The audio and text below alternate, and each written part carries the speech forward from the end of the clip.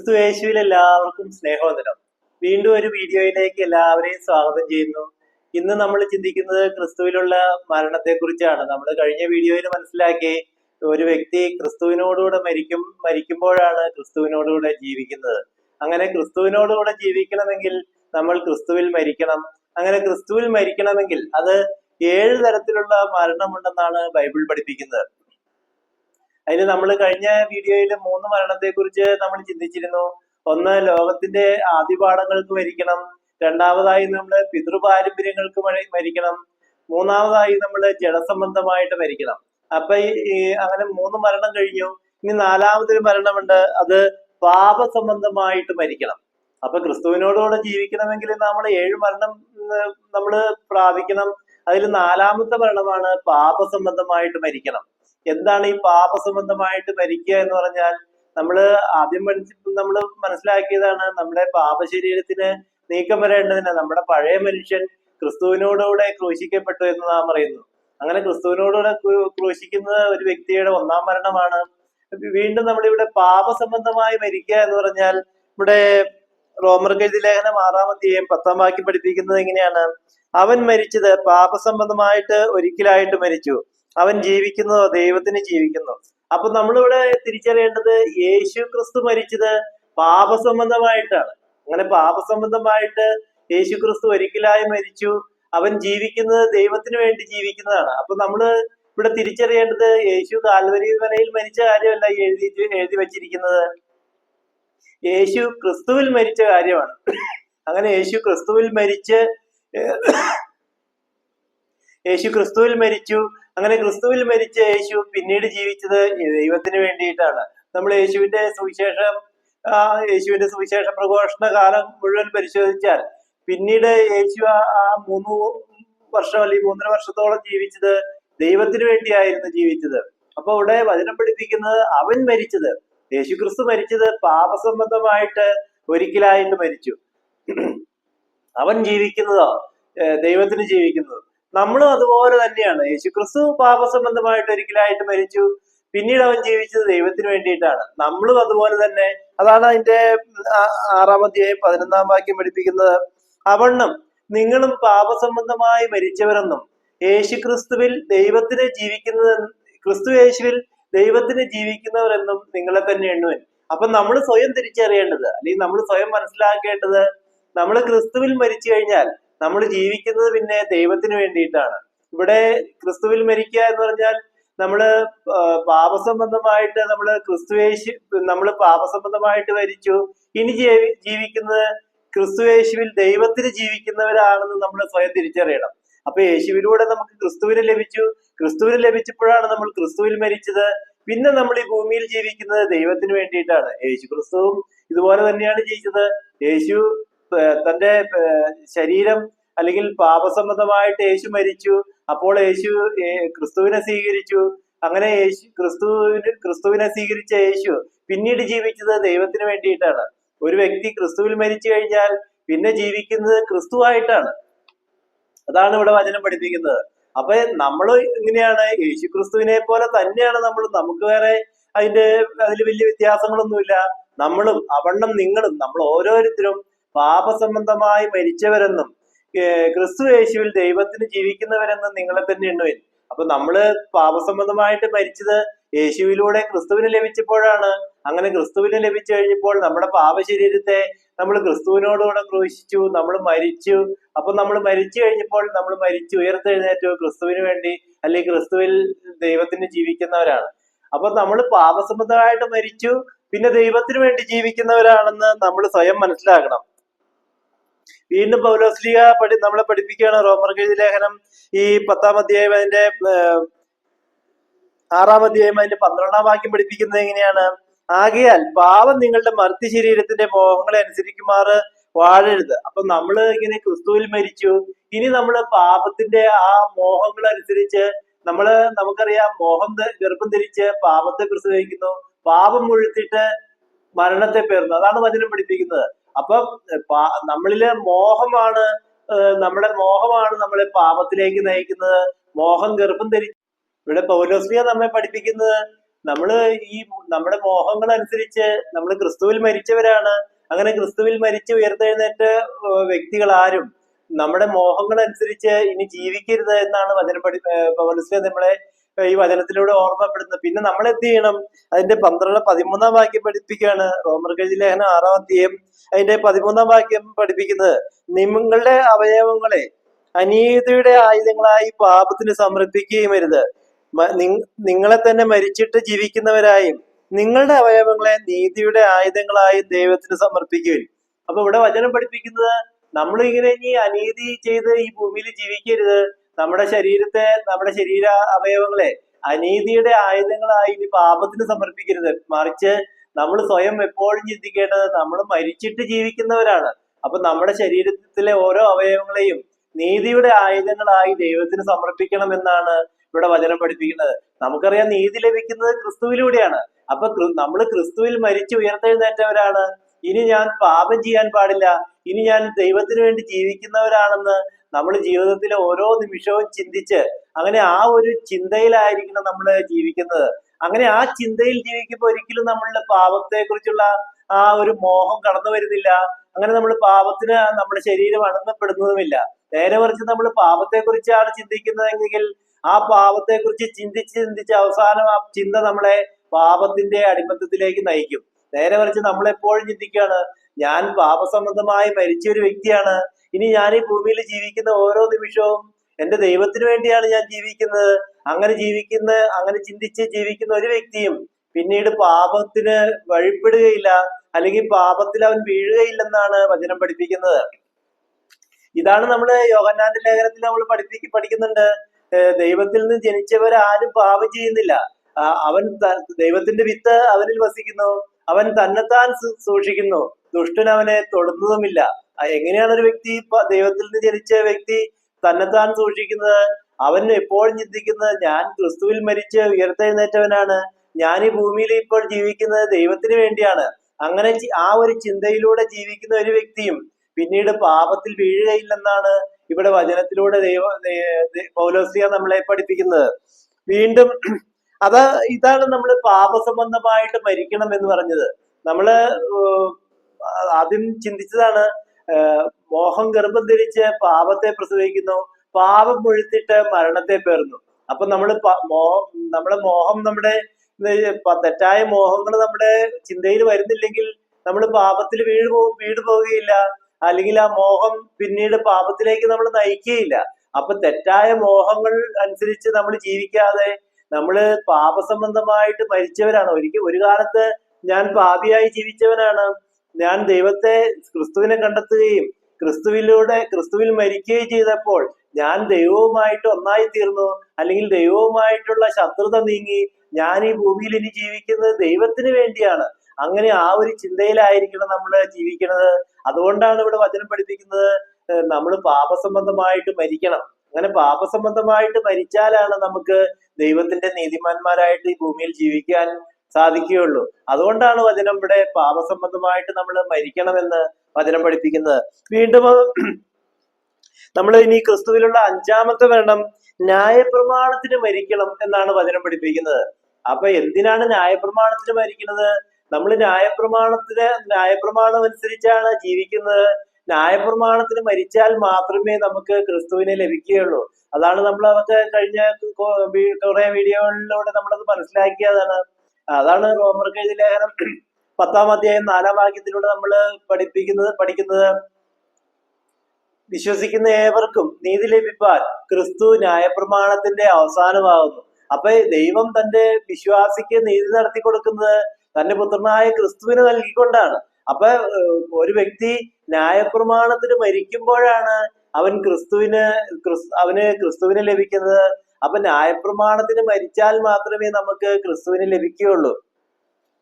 ഇവിടെ ഗലാത്യർക്ക് എഴുതിയ ലേഖനം 2 പഠിപ്പിക്കുകയാണ്, ഞാൻ ദൈവത്തിനായി ജീവിക്കേണ്ടതിന് ന്യായപ്രമാണ സംബന്ധമായി മരിച്ചു. അപ്പൊ ഞാൻ ന്യായപ്രമാണ സംബന്ധമായിട്ട് മരിക്കുന്നത് എന്തിനാണ്?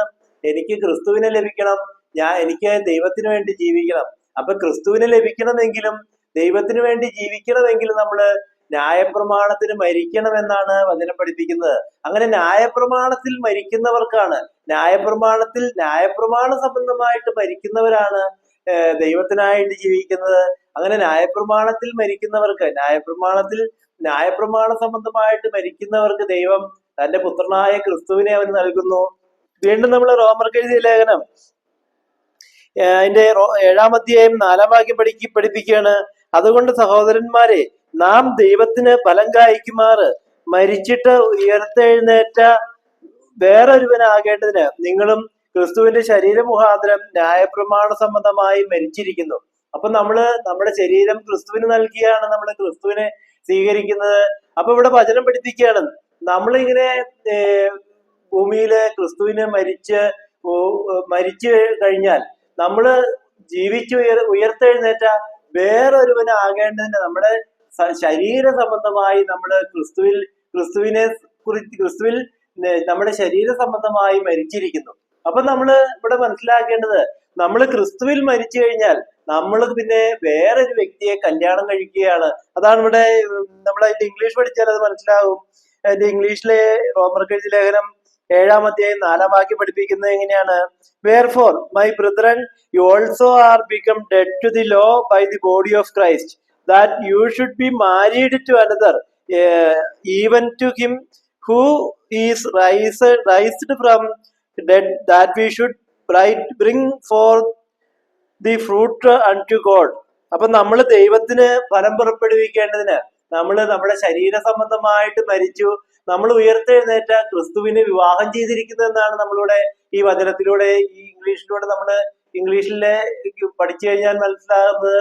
നമ്മൾ ദൈവത്തിന് ഫലം പുറപ്പെടുവിക്കേണ്ടതിന് മരിച്ചു ഉയർത്തെഴുന്നേറ്റ ക്രിസ്തുവിനെ വിവാഹം ചെയ്തിരിക്കുന്നതെന്നാണ്. നമ്മള് 2 വീഡിയോകൾക്ക് മുമ്പ് മനസ്സിലാക്കിയതാണ്. നമ്മള് ഏക പുരുഷനായ ക്രിസ്തുവിനെ വിവാഹം ചെയ്തിരിക്കുകയാണ്.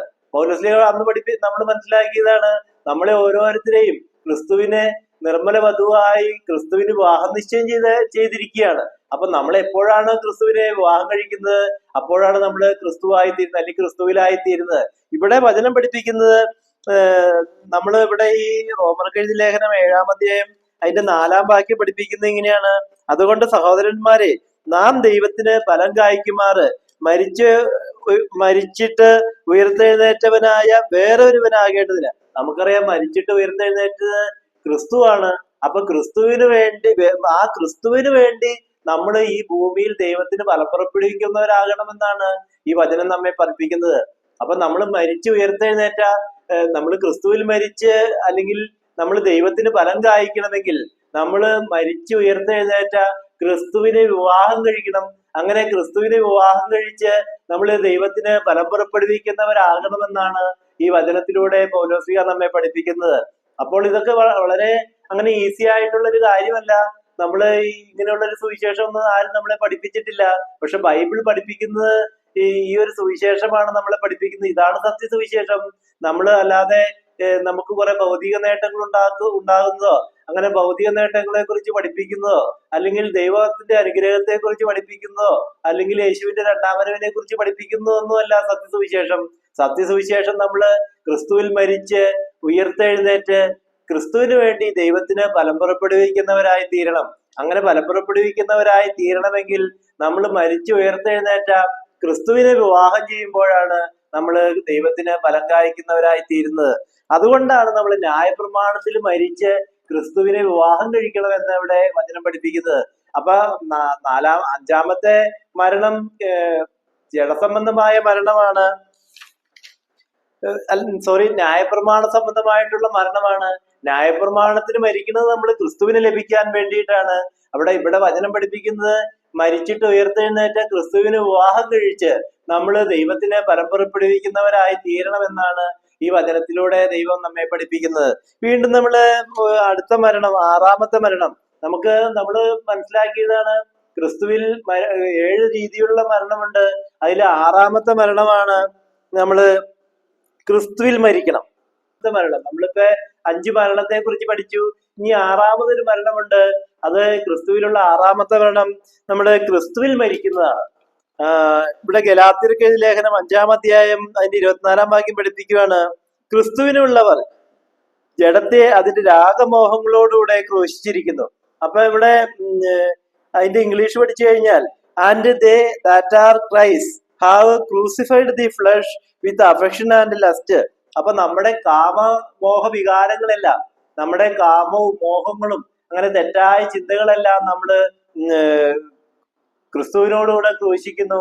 അങ്ങനെ ക്രിസ്തുവിനുള്ളവർ അല്ലെങ്കിൽ ക്രിസ്തുവിനുള്ളവരായി തീർന്നവർ അല്ലെങ്കിൽ ക്രിസ്തുവിലായി തീർന്നവർ അല്ലെങ്കിൽ ക്രിസ്തു ആയി തീർന്നവർ ജഡത്തിന്റെ രാഗമോഹങ്ങളെ, നമ്മുടെ ജഡത്തിന്റെ ആ കാമവികാരങ്ങളെല്ലാം ക്രിസ്തുവിനോടുകൂടെ ക്രൂശിച്ച് നമ്മൾ ആ വികാരങ്ങളിൽ നിന്ന് മോചനം നേടണമെന്നാണ് ഇവിടെ വചനം പഠിപ്പിക്കുന്നത്.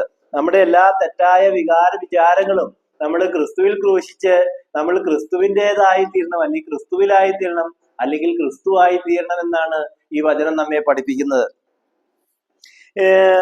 അത് ബാക്കി റോമർക്ക് എഴുതിയ ലേഖനം 6-ാം 6-7 ബാക്കി ഇതെല്ലാം നമ്മൾ ഇതിനു മുമ്പ് ആദ്യം പഠിച്ചതാണ്. നമ്മുടെ പാവശരീരത്തിന് നീക്കം വരേണ്ടത് നമ്മുടെ പാവശരീരങ്ങളെ നമ്മൾ ക്രിസ്തുവിനോടുകൂടെ ക്രൂശിക്കണം, അതാണ് ക്രിസ്തുവിലുള്ള മരണം. അങ്ങനെ ക്രിസ്തുവിനോടുകൂടെ ക്രൂശിക്കുന്നവരാണ് ക്രിസ്തുവിനോടുകൂടെ ജീവിക്കുന്നത്.